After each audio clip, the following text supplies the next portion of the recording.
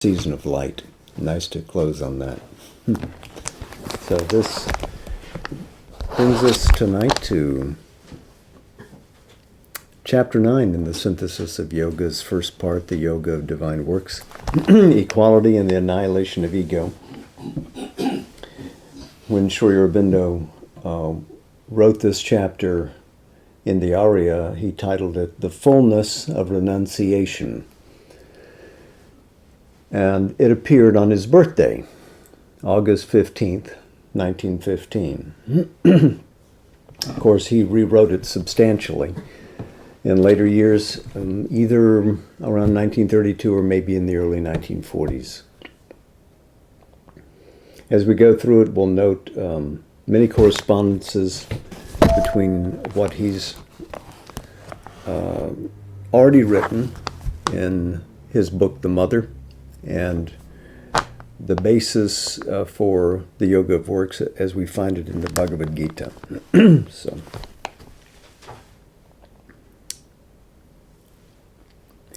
an entire self-consecration, a complete equality, an unsparing effacement of the ego, a transforming deliverance of the nature from its ignorant modes of action are the steps by which the surrender of all the being and nature to the divine will can be prepared and achieved. A self-giving, true, total, and without reserve. We could dance through the Gita and touch shloka after shloka, where he is citing those passages and pulling them into this elegant sentence.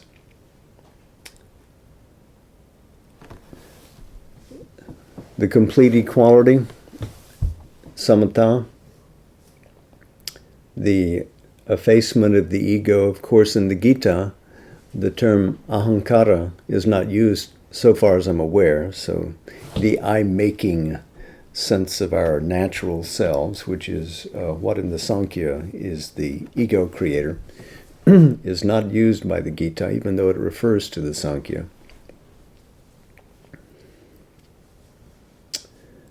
But much is spoken about in the Gita about delivering the consciousness in freedom from subjection to the gunas and into the liberated state where one lives in the Akshara Purusha. He continues, the first necessity is an entire spirit of self-consecration in our works. It must become first the constant will, then the ingrained need in all the being, finally its automatic but living and conscious habit, the self-existent turn to do all action as a sacrifice to the Supreme and to the veiled power present in us and in all beings and in all the workings of the universe. This is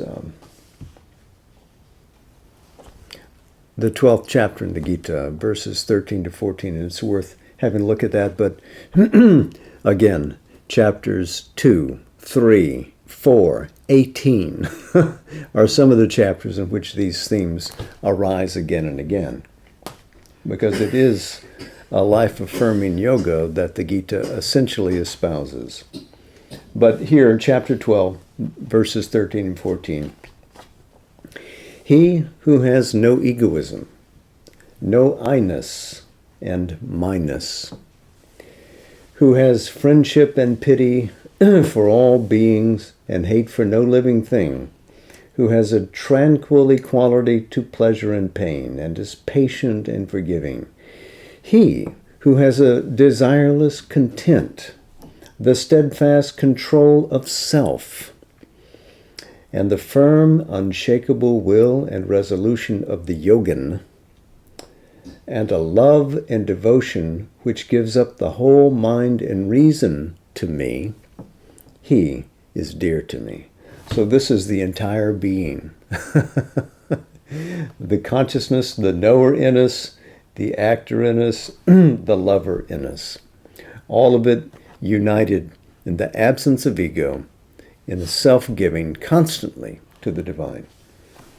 By the way, I'm reading from a book that many of you will know from the late 30s, The Message of the Gita. This was compiled by Anilbaran Roy, one of Sri Aurobindo's disciples who was present in the early days of the ashram, who took passages from Sri Aurobindo's essays on the Gita and compiled them in this book. And Sri Aurobindo often rendered the Sanskrit into English.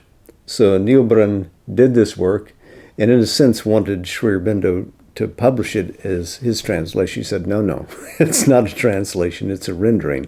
And if you go through it, you can see that it is indeed a rendering, not a strict translation.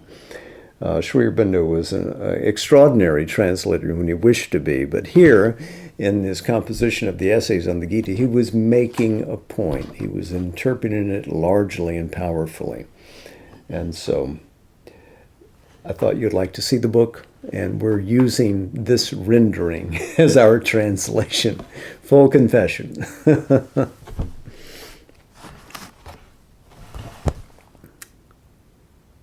So it goes on. Life is the altar of this sacrifice. Works are our offering. A transcendent and universal power and presence, as yet rather felt or glimpsed than known or seen by us, is the deity to whom they are offered. This sacrifice, this self-consecration, has two sides to it. There is the work itself, and there is the spirit in which it is done, the spirit of worship to the Master of Works in all that we see, think, and experience. Again, back to the Gita, the 4th chapter, the 24th verse. Brahmarpanam brahmahavi brahmagnao brahmanahutam brahmaeva tena gantavyam brahmakarma samadhina. The divine is the act of offering. The divine is the substance that is offered. The divine is the fire into which the offering is poured. The divine is the one who offers. The divine is the destination of one who works in communion with the divine.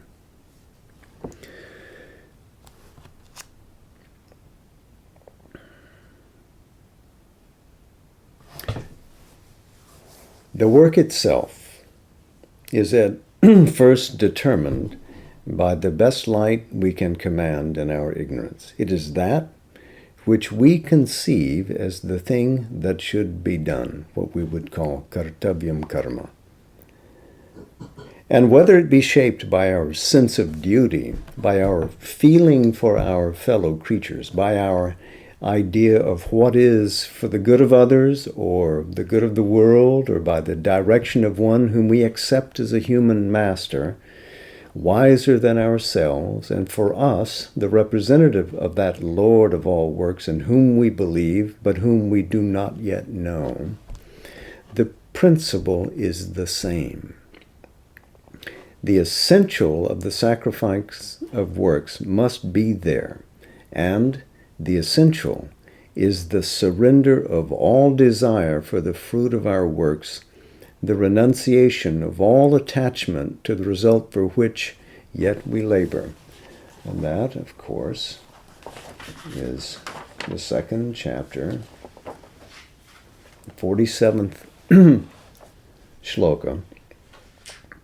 Thou hast a right to action, but only to action, never to its fruits. Let not the fruits of thy works be thy motive, neither let there be in thee any attachment to inactivity.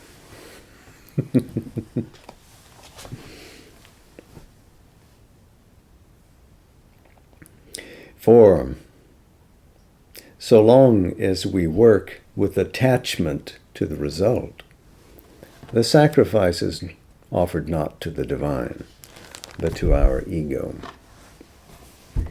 We may think otherwise, but we are deceiving ourselves.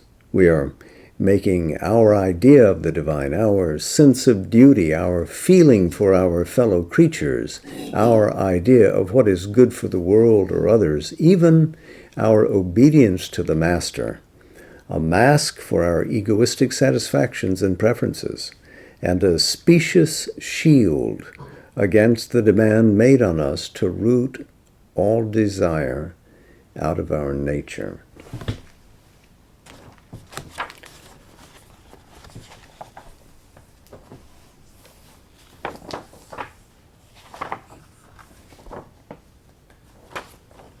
This is the Gita, Shloka 42 and 43, same chapter, second chapter.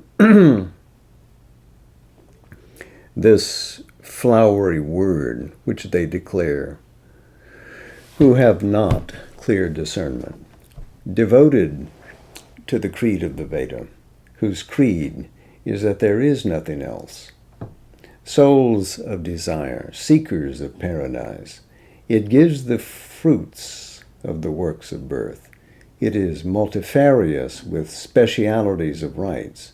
It is directed to enjoyment and lordship as its goal. So, the intelligence of those who are misled by that flowery word and cling to enjoyment and lordship is not established in the self with concentrated fixity. So, we hide from ourselves our real motives. We impute upon our action the idea that we're doing this as noble self-offering, but the egoism in the work is secret to us, perhaps visible to our friends and family, but we think we're clear and free of it.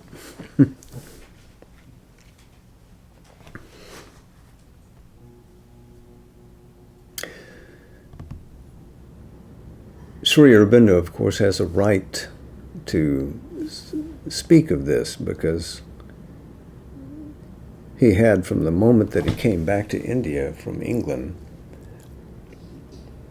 worked progressively through the practice of yoga to achieve an inner equality and stability in his consciousness so that he was lifted out of the personal aspect of the action. And yet, even though he was living in a realization of Brahman, ego clung to him, as he noted in his Uttarpara speech, when the master of existence, if you will, whom he enjoyed calling Krishna, led him into a state of incarceration so that he could have a word with him. He led him into solitary confinement so that he could impart upon him a higher and greater revolution than simply the liberation of his country, which he said, I will handle that, sir, but I have for you a different work. And since I couldn't get your attention because you felt you were so precious to it, that this was your service to the world, when indeed it is my work, I had to pull you out of it. Read that Uttarpara speech. It is very stirring. Sri Aurobindo was then led to a greater karma yoga than he had been practicing, and was able to efface within himself many elements of clinging ego which he had been unconscious about before.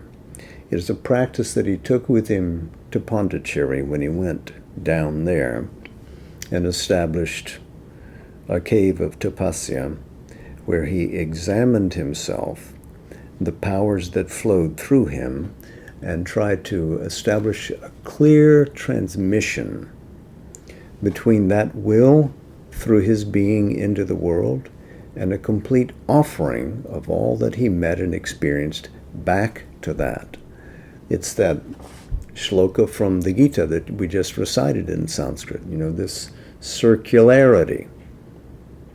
You give, it comes back. it goes again. Something greater comes back. And he was able, in this constant cycling of this energy, to bring into the compass of his physical experience the powers of divinity. They were actually meeting the material of his body, not simply his liberated psychological being, not simply his uplifted emotions and ennobled sense of what is there, the one who is in all beings, but this became increasingly a physical experience for him. So that this giving, this consecration, was possible because of this annihilation of ego in him. Ego is a fascinating occurrence. Can you call it an entity?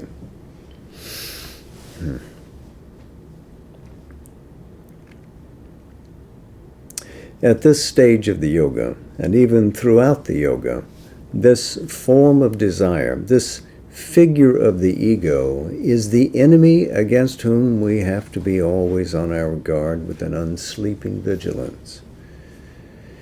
We need not be discouraged when we find him lurking within us and assuming all sorts of disguises, but we should be vigilant to detect him in all his masks, and inexorable in expelling his influence. This was something Sri Aurobindo wrote about candidly with his disciples in his correspondence. He said, you have to be able to develop the power of giving yourself a straight look, of seeing what's there, not flinching.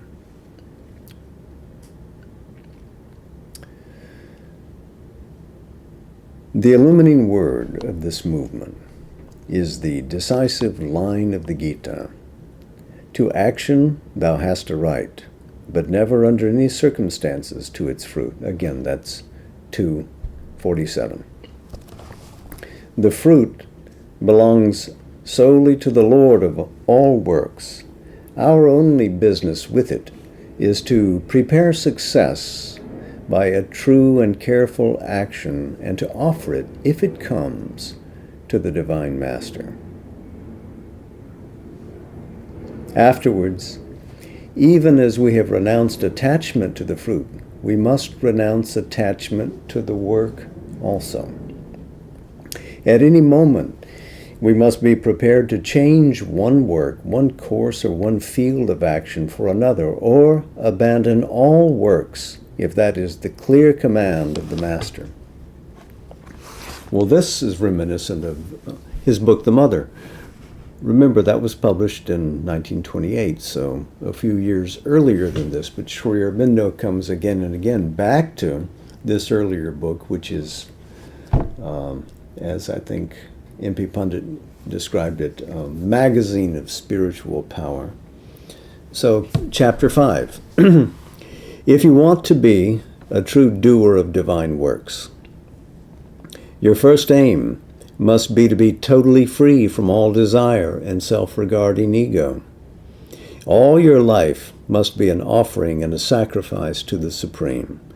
Your only object in action shall be to serve, to receive, to fulfill, to become a manifesting instrument of the divine Shakti and her works.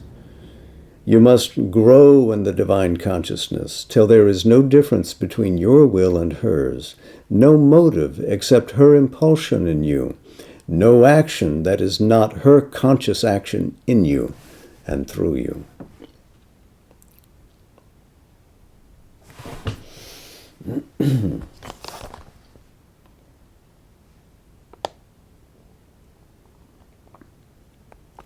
Afterwards, even as we have renounced attachment to the fruit,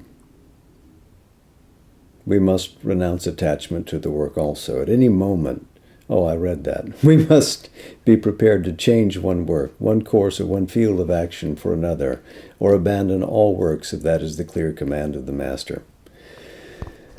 Otherwise, we do the act not for his sake, but for our satisfaction and pleasure in the work, from the kinetic nature's need of action, or for the fulfillment of our propensities.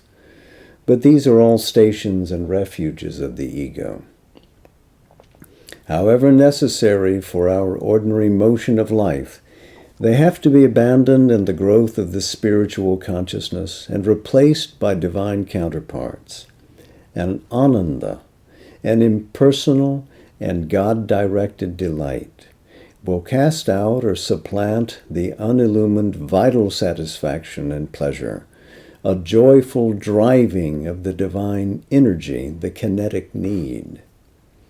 The fulfillment of the propensities will no longer be an object or a necessity.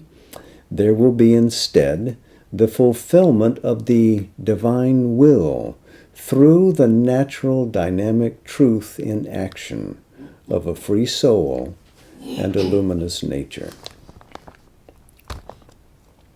In the end, as the attachment to the fruit of the work and to the work itself has been excised from the heart, so also the last clinging attachment to the idea and sense of ourselves as the doer has to be relinquished. The divine Shakti must be known and felt above and within us as the true and sole worker.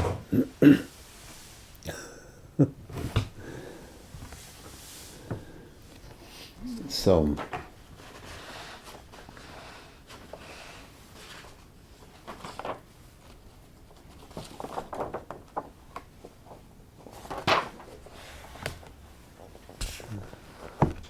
this is Chapter 2, Shloka 71 in the Gita. Who abandons all desires and lives and acts free from longing. Who has no I or mine, who has extinguished his individual ego in the one and lives in that unity, he attains to the great peace. This is Brahmistiti, the firm standing in the Brahman, O son of Prita. Having attained thereto, one is not bewildered. Fixed in that status at his end, one can attain to extinction in the Brahman. That does not mean the disappearance of the individual. It just means that the ego is extinguished. And then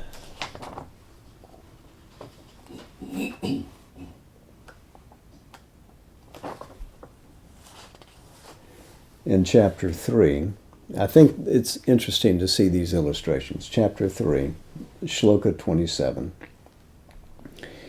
While the actions are being entirely done by the modes of nature, he whose self is bewildered by egoism thinks that it is his I which is doing them.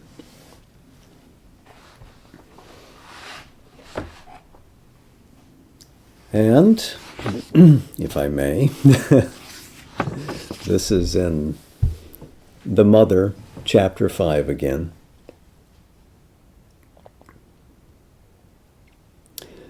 Regarding the stages of transformation.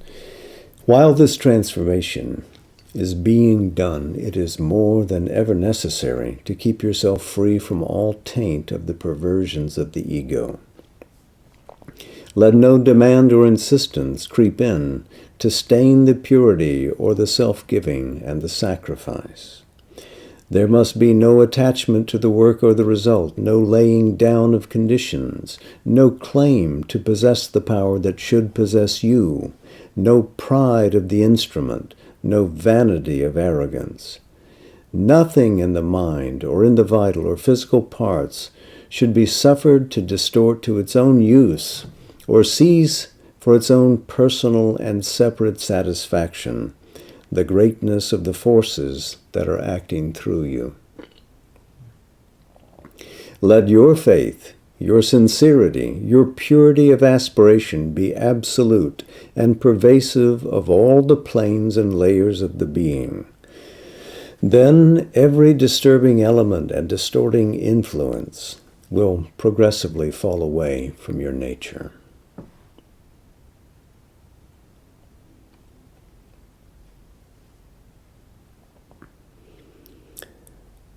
Again, the divine Shakti must be known and felt above and within us as the true and sole worker. The divine power. Now, these chapters, as you know, are broken up by these asterisks, and sometimes they're convenient, and sometimes it may seem that we have a rather short evening. This is one of those evenings when it will be rather short. We'll look in Savitri now for a passage which speaks to the annihilation of the ego.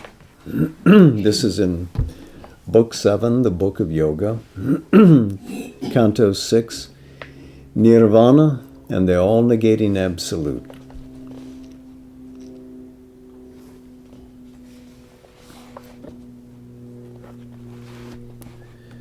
The one only real shut itself from space and stood aloof from the idea of time. Its truth escaped from shape and line and hue. All else grew unsubstantial, self-annulled.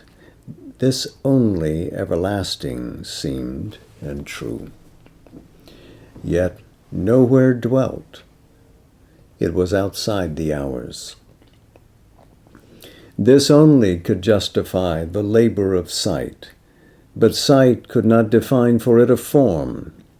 This only could appease the unsatisfied ear, but hearing listened in vain for a missing sound. This answered not the sense, called not to mind. It met her as the uncaught, inaudible voice that speaks forever from the unknowable. It met her like an omnipresent point, pure of dimensions, unfixed, invisible, the single oneness of its multiplied beat, accentuating its sole eternity.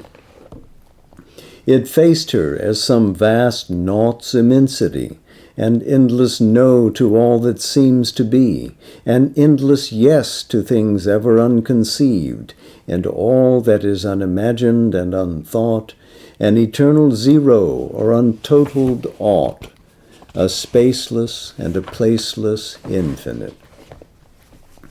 Yet eternity and infinity seemed but words, vainly affixed by mind's incompetence to its stupendous lone reality.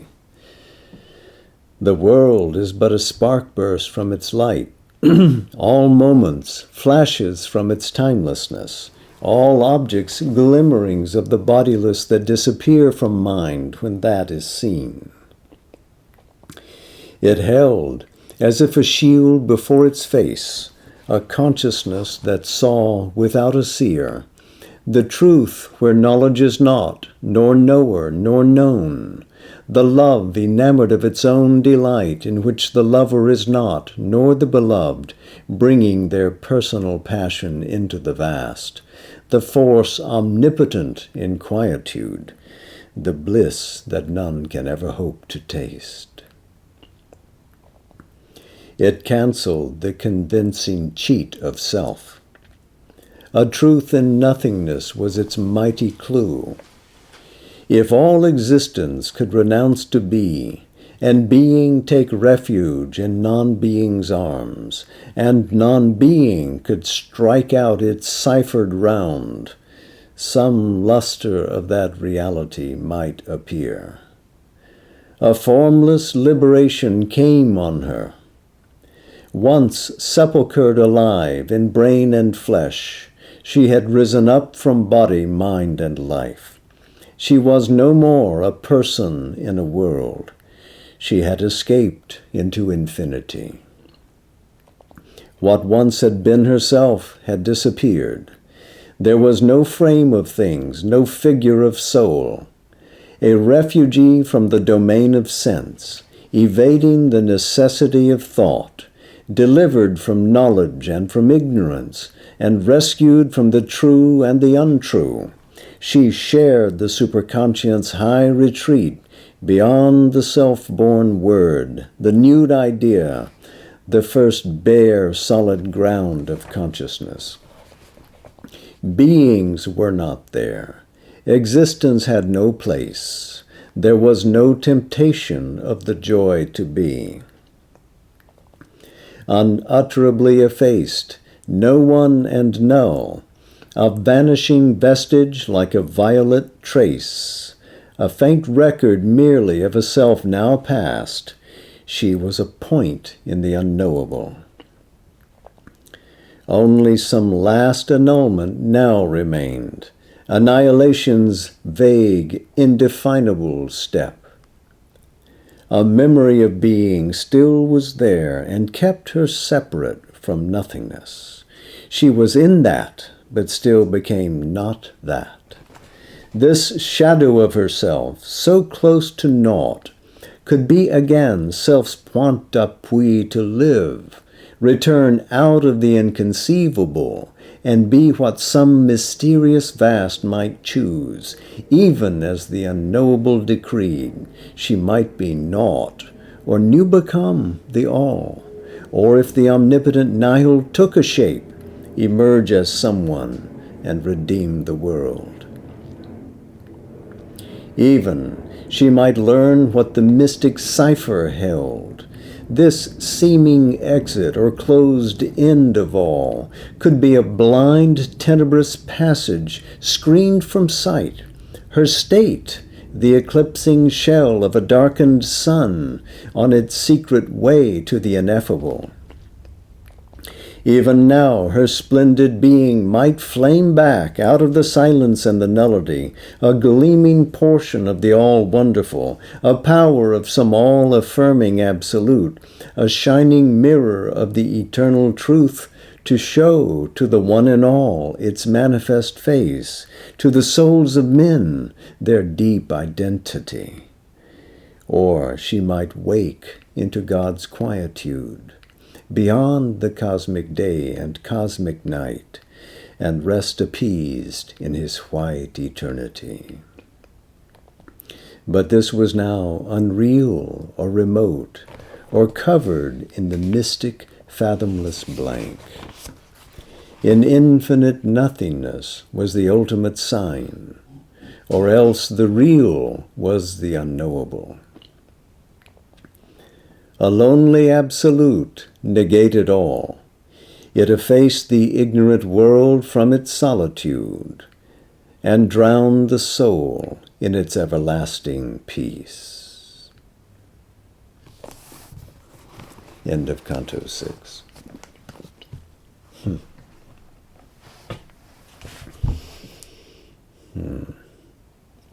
So, we'll meet again on the 29th on Sunday.